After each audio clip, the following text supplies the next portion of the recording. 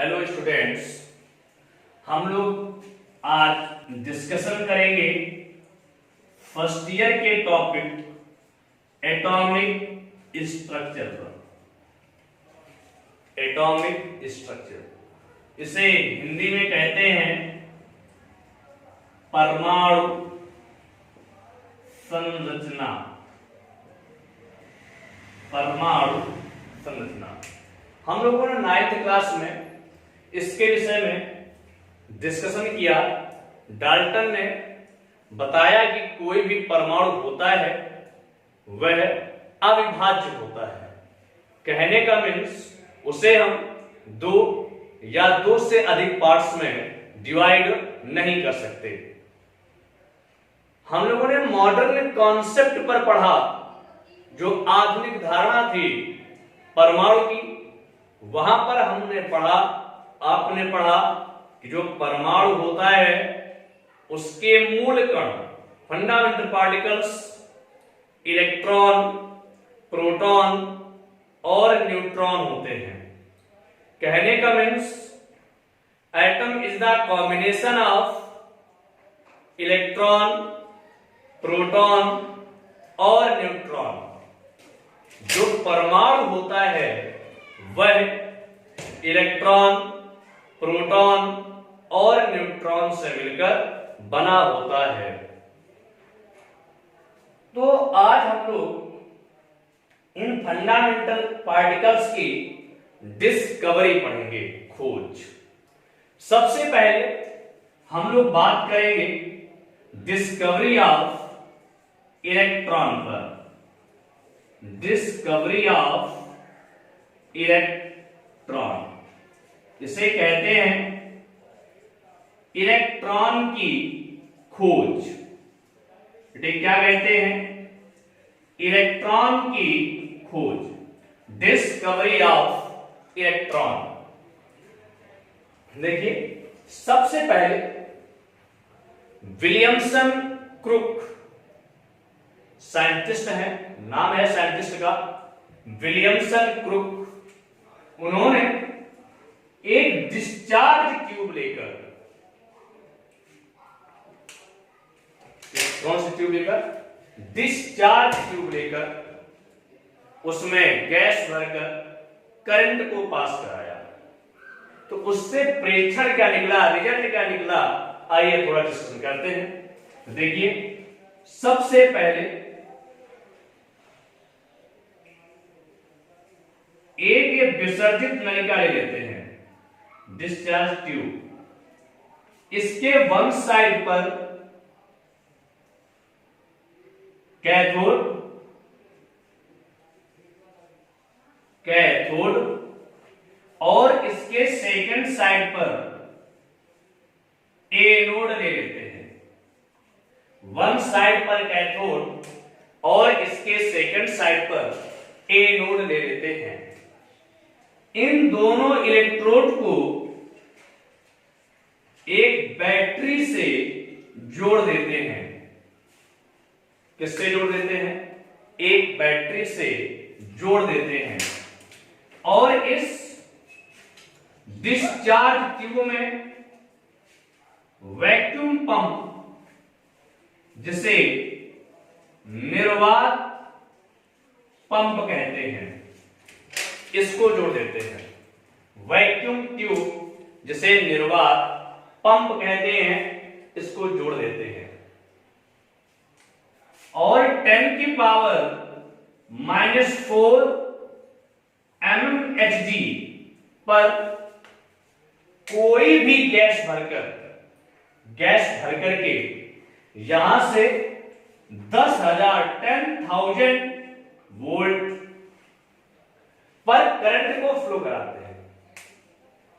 तो ऐसा प्रतीत होता है, वर्ड को सुनिएगा, मैंने कहा ऐसा प्रतीत होता है कि जो कैथोड है यहां से रेज निकलती है और एनोड की ओर मूव करती है। मैंने आपसे कहा कि जब 10,000 वोल्ट पर यहां से करंट फ्लो कराते हैं तो हम देखते हैं कि यहां से कैथोड से ऐसा प्रतीत होता है कि कैथोड से रेज निकलती हैं और कहां की ओर जाती हैं, एनोड की ओर। वर्ड पे जाइए, मैंने कहा ऐसा है नहीं, ऐसा प्रतीत होता है कि रेज कैथोड से निकलकर कहां की ओर जाती हैं, एनोड की ओर। क्लियर? आप सभी जानते हैं कैथोड पर चार्ज माइनस जनरली और एनोड पर क्या होता है, प्लस। तो जब यहां से रे मान लिया थोड़ी देर के लिए इधर की ओर मूव करते हैं, तो सेम बात ये क्लियर हुई, जो कैथोड रेज है इन पे चार्ज कौन सा है, नेगेटिव। रीजन ये कहां की ओर जा रही है, पॉजिटिव की ओर, अट्रैक्ट हो रही है। नेगेटिव चार्ज कैथोड पर है और एक कैथोड रेज यहां से उत्पन्न होकर कहां की ओर मूव हो रही है, एनोड की ओर। कहने का मींस इस पर भी कौन सा चार्ज होगा, नेगेटिव चार्ज होगा। इसके आगे हमने जब ये एनोड की ओर जा रही थी तो जो मूव करती है ये स्ट्रेट लाइन डायरेक्शन में, स्ट्रेट लाइन बिल्कुल सीधी रेखा में चलती हैं। कौन, ये कैथोड रेज। नंबर सेकंड, यह वेलोसिटी ऑफ लाइट, प्रकाश के वेग से मूव करती हैं। आप सबको पता है वेलोसिटी ऑफ जो लाइट होती है, वेलोसिटी ऑफ लाइट वो आपके पास होती है c = 3 × 10⁸ मीटर पर सेकंड। क्लियर? तो अब रीजन ये हुआ कि मैंने भी यहां से कहा कि निकलती हुई प्रतीत होती है, लेकिन ऐसा निकलती नहीं यहां से। तो इसका रीजन क्या है, सुनिए। मैंने कहा जब हम कोई गैस भरकर यहां से करंट को फ्लो कराते हैं तो जो गैस होती है वो आयनाइज हो जाती है। कहने का मींस गैस से इलेक्ट्रॉन निकल जाते हैं, और जब गैस से इलेक्ट्रॉन निकले तो ये जो गैस का दूसरा पार्ट बचा वो धनायनिक हो गया। एग्जांपल के लिए अगर मान लीजिए यहां पर हम हाइड्रोजन गैस फिलअप कर दें H2, तो ये रिमूव होगा तो 2 इलेक्ट्रॉन और 8 प्लस हो जाएगा। तो यहां से जो इलेक्ट्रॉन निकले तो कैसा चार्ज इन पे, नेगेटिव। तो कहां की ओर मूव करेंगे, एनोड की ओर। तो पुंज के रूप में, समूह के रूप में जाते हैं। क्लियर? तो इस वजह से अभी नेगेटिव है, तो यहां पर गैस आयनाइज हुई तो कहां की ओर चलती हुई प्रतीत होगी, क्योंकि नेगेटिव चार्ज है तो कहां की ओर जाएगी, एनोड की ओर। तो इससे ऐसा प्रतीत होता है कि जो यह किरण है कैथोड रेज, कैथोड जो किरण है यह कैथोड से एनोड की ओर चलती हुई प्रतीत होती हैं, लेकिन रियल में ऐसा नहीं है। जो गैस का आयनन होता है, आयनाइजेशन होता है, गैस जब इलेक्ट्रॉन को डोनेट करती है, इलेक्ट्रॉन यहां से निकलता है जब, लेकिन कब निकलता है, जब यहां से आप क्या करते हैं 10,000 वोल्ट पर विभवांतर पर करंट को आप फ्लो कराते हैं। तो यहां से जो इलेक्ट्रॉन निकले वो तीव्रगामी इलेक्ट्रॉन कहां की ओर जाते हैं, एनोड की ओर, जिससे हमें लगता है कि कैथोड से निकलकर एनोड की ओर जा रहे हैं। यह बात किसने बताई, इसकी खोज की विलियमसन ग्रुप ने। क्लियर? इसके बाद देखिए, जब यहां से कैथोड रेज की खोज हो गई, बाद में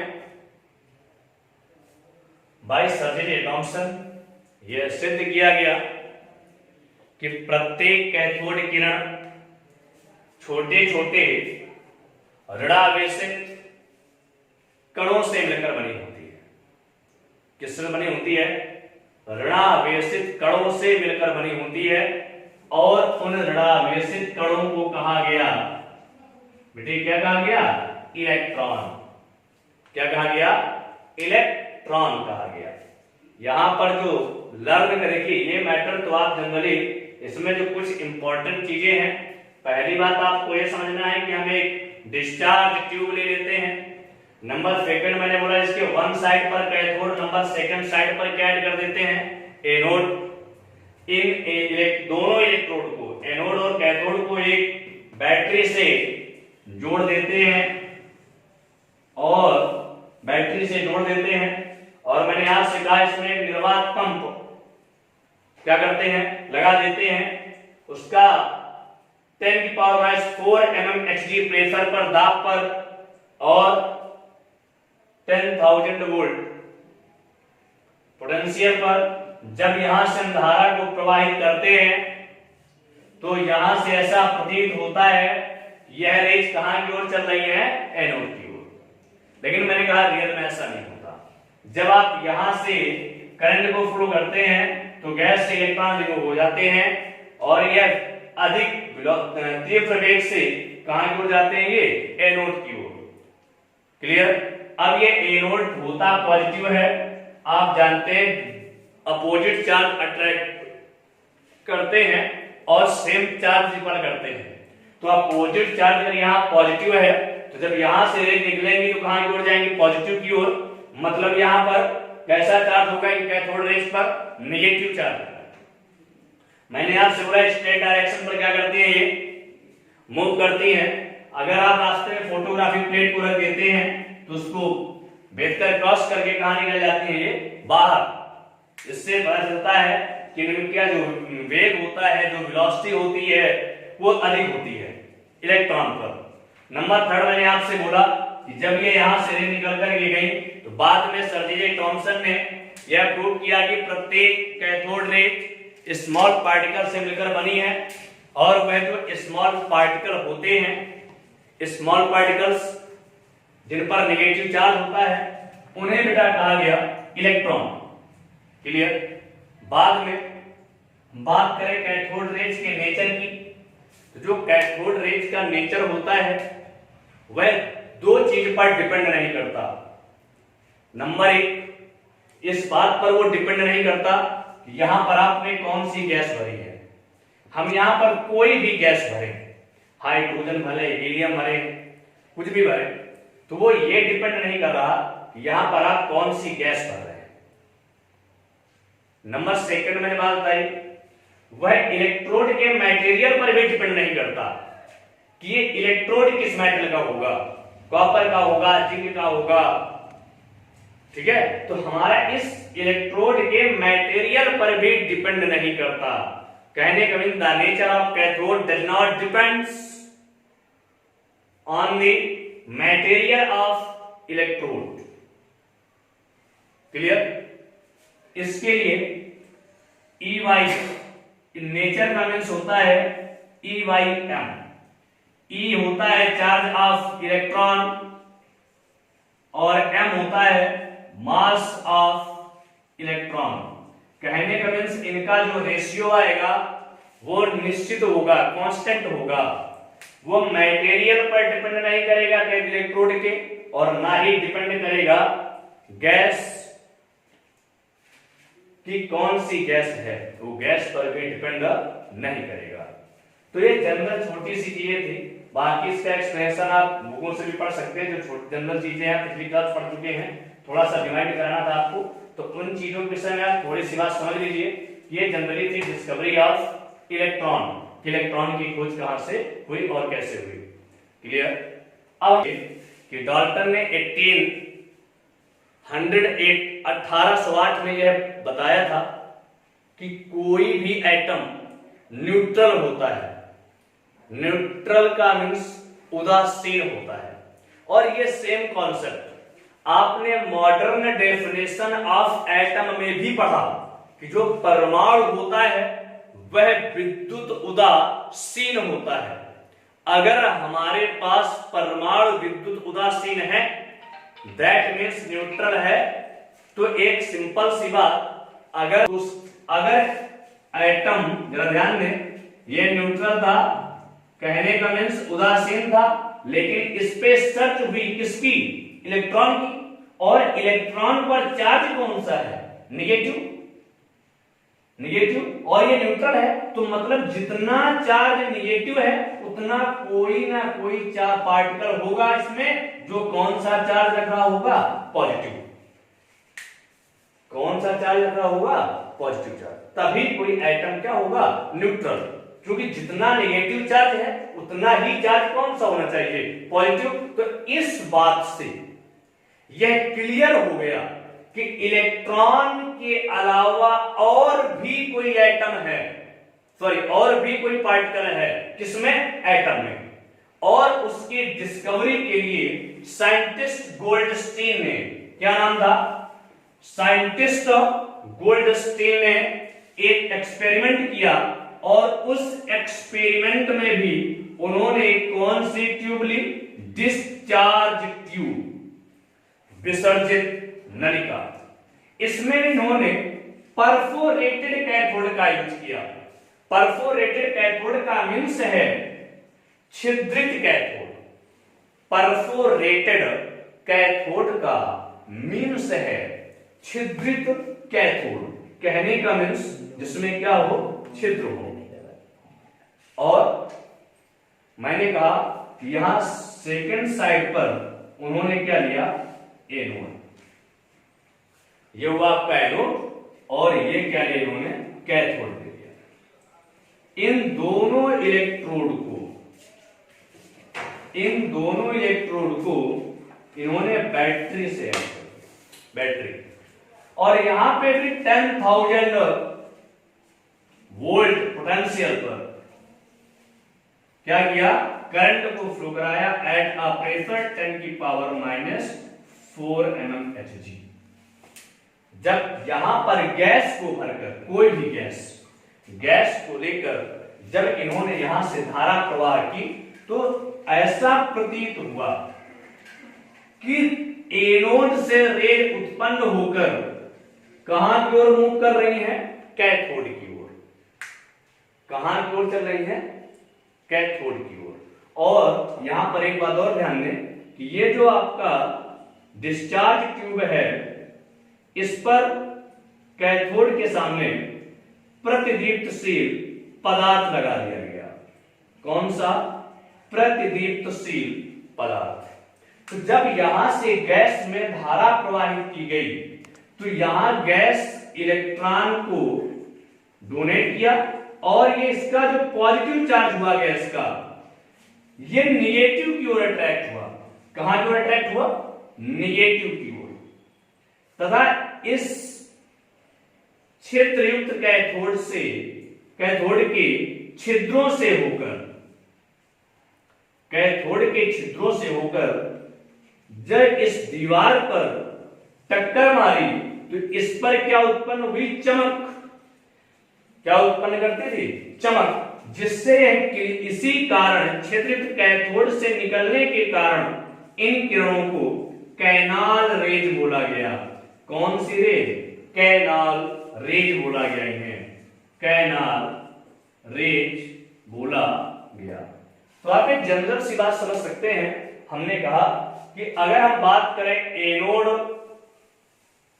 रेज की डिस्कवरी के विषय में तो साइंटिस्ट का क्या नाम था, गोल्डस्टीन। उन्होंने कौन सी ट्यूब ली, डिस्चार्ज ट्यूब। उसके वन साइड पर क्या ऐड किया, परफोरेटेड कैथोड। परफोरेटेड कैथोड का मींस है छिद्रयुक्त कैथोड। सेकंड साइड पर क्या लिया, एनोड। अभी आपने बाय फिगर देखा, मैंने कहा उस इन दोनों इलेक्ट्रोडों को किससे ऐड किया, एक बैटरी से। कितना पोटेंशियल था, 10,000 वोल्ट, राइट। कितने mmHg प्रेशर था, 10⁻⁻⁴ mm। क्या फ्लो किया, करंट। तो करंट फ्लो करने पर जो गैस थी, मैंने एग्जांपल पे लिया H2, इससे इलेक्ट्रॉन निकले और इसका जो यह पॉजिटिव चार्ज था यह कहां की ओर मूव करने लगा, कैथोड की ओर। कहां की ओर मूव किया, कैथोड की ओर। और छिद्रयुक्त कैथोड से होकर कहां निकल गया, बाहर। तो छिद्रयुक्त कैथोड से निकलने के कारण इन रेज को कौन सी रेज कहा गया, कैनाल रेज। क्लियर, कौन सी रेज, देखिए कैनाल रेज कहा गया। मेरी बात समझ में आ गई। नंबर 3 पर जरा ध्यान दें। हम लोग पढ़ते हैं properties of anode rays. Cathode rays की बात यह भी स्ट्रेट डायरेक्शन पे मूव करती हैं। किस डायरेक्शन पे? स्ट्रेट मतलब सीधी रेखा में चलती हैं। नंबर सेकंड, इन पे चार्ज कौन सा होता है? पॉजिटिव, क्योंकि मूव कहां की ओर कर रही थी? कैथोड की ओर।